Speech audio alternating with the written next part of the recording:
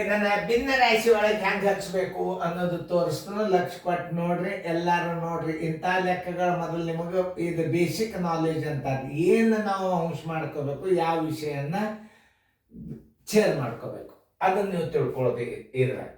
ಮಕ್ಕಳು ವಾರಕ್ಕೆ 6 ದಿನ ಶಾಲೆಗೆ ಹೋಗುತ್ತಾರೆ. ಮಕ್ಕಳು ಒಂದು ವಾರಕ್ಕೆ ಎಷ್ಟು 6 ದಿನ ಶಾಲೆಗೆ ಹೋಗ್ತಾರೆ. ನೋಡ್ರಿ, ಪ್ರಶ್ನೆಯನ್ನು ಸರಿಯಾಗಿ ಅರ್ಥ ಮಾಡ್ಕೋಬೇಕು ನೀವು. ಇದನ್ನ ಭಿನ್ನ ರಾಶಿ ರೂಪದ ಬರಿಬೇಕಾದ್ರೆ ಹೆಂಗೆ ಬರೀತಾರೆ ಅದನ್ನು ನೀವು ತಿಳ್ಕೋಬೇಕು. ಭಿನ್ನ ರಾಶಿ ಒಳಗೆ ಬರೀರಿ ನೋಡೋಣ ಅಂದ ಕೂಡಲೇ ಒಟ್ಟು ವಾರದಲ್ಲಿ ದಿನಗಳು ಏನಾಗ್ತಾವ, ಛೇದಾಗ್ತದೆ. ಅವ್ರ ಹಾಜರಿದ್ದ ದಿನಗಳು ಏನಾಗ್ತಾವ, ಅಂಶ ಆಗ್ತಾವ.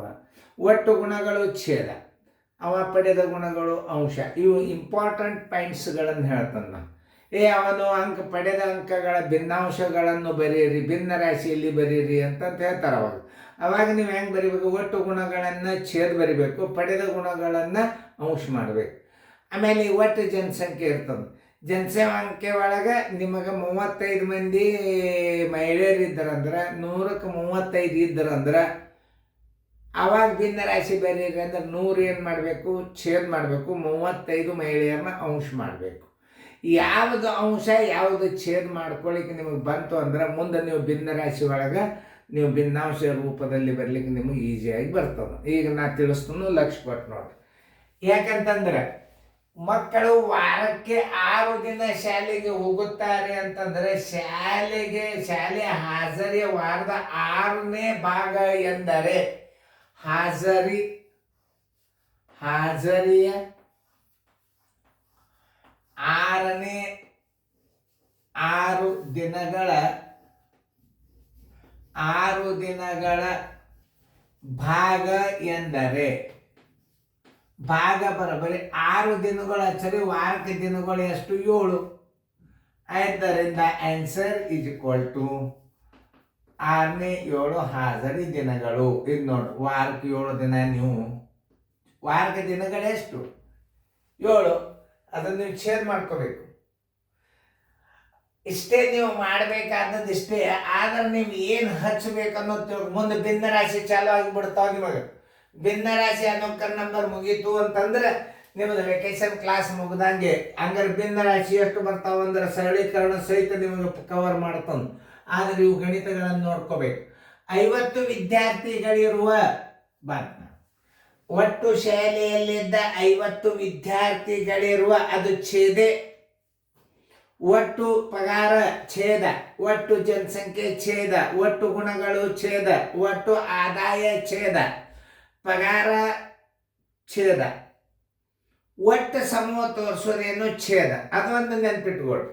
ಖರ್ಚಿನ ಭಾಗ ಅಂಶ, ಉಳಿತಾಯದ ಭಾಗನೂ ಅಂಶ, ಮಹಿಳೆಯರ ಭಾಗ ಅಂಶ, ಪುರುಷರ ಭಾಗ ಅಂಶ, ಹುಡುಗರ ಭಾಗ ಅಂಶ, ಒಟ್ಟು ಜನಸಂಖ್ಯೆ, ಒಟ್ಟು ಅನ್ನೋದು ಏನು ತೋರಿಸ್ತದ ಅದು ಛೇದನ್ನ ಮಾಡ್ಕೋಬೇಕು.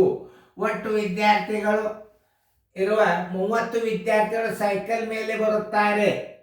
ನೋಡ್ರಿ, ಸೈಕಲ್ ಮೇಲೆ ಬರುವ ವಿದ್ಯಾರ್ಥಿಗಳ ಭಿನ್ನಾಂಶ, ಸೈಕಲ್ ಮೇಲೆ ಬರುವ ವಿದ್ಯಾರ್ಥಿಗಳ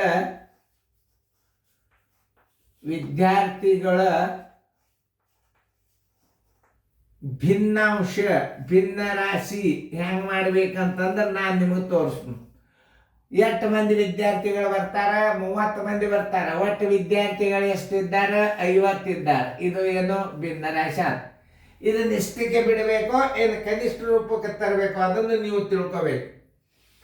ಭಿನ್ನ ರಾಶಿ ಅಂದ್ರೆ ಒಟ್ಟು ವಿದ್ಯಾರ್ಥಿಗಳು ಏನಾಯ್ತು, ಛೇದಾಯ್ತು. ಅವರು ಸೈಕಲ್ ಮೇಲೆ ಬರೋರು 30 ಆದರು. ಇದನ್ನು ಉತ್ತರ ಹೆಂಗಿಡ್ಬೇಕಂದ್ರೆ 30 ಡಿವೈಡೆಡ್ ಬೈ 50, ಈ 0 ಬರೋಬ್ಬರ್ 3/5 ಭಾಗ.